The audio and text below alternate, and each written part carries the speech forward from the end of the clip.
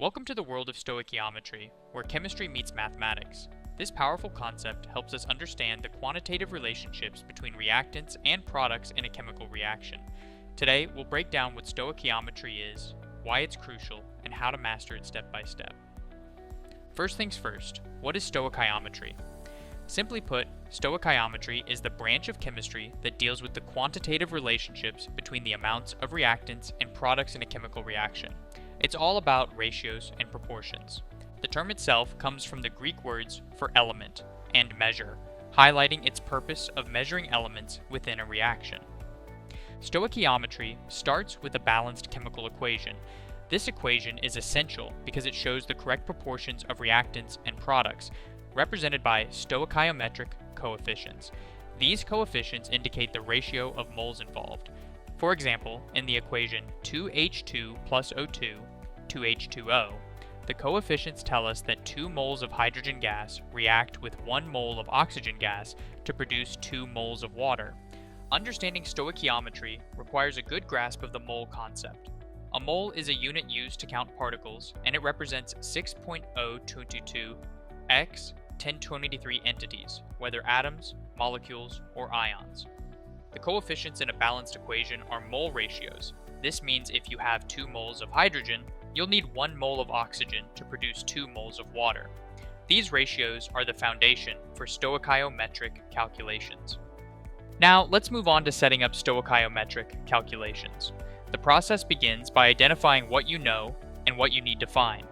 Typically, you'll start with a known quantity of one substance, such as grams or moles, and convert it using the mole ratio from the balanced equation. Here's the general roadmap. Convert the given mass to moles.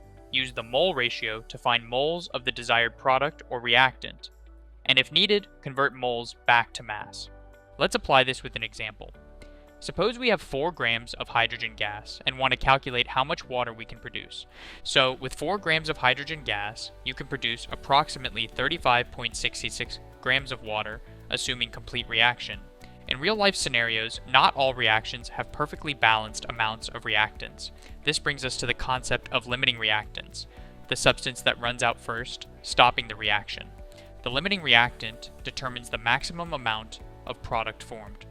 To find it, compare the mole ratios of the reactants to their available amounts.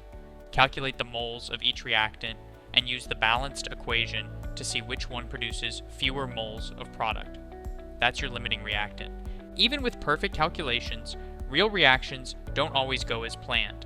The actual yield is often less than the theoretical yield due to factors like incomplete reactions or side products. This is where percent yield comes in.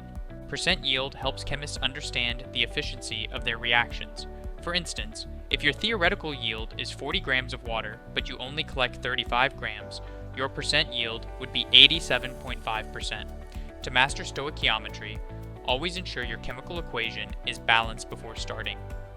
Double-check molar masses and keep track of your units during every step. These small checks can prevent big errors. Remember, stoichiometry is as much about careful bookkeeping as it is about chemistry.